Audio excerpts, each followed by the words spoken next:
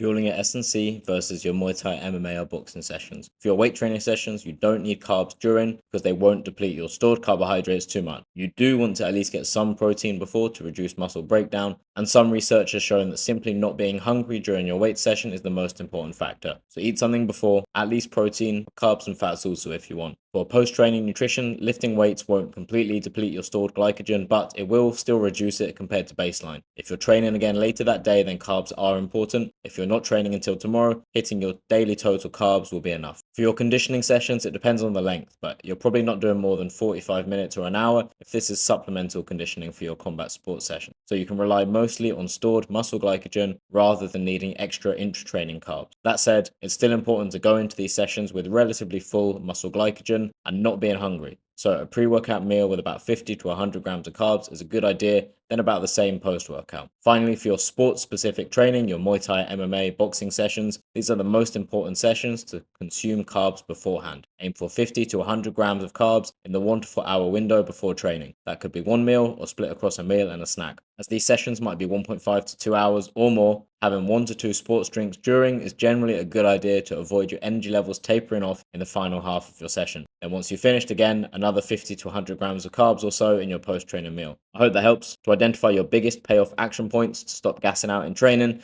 and start performing like you should be. DM or comment the word quiz.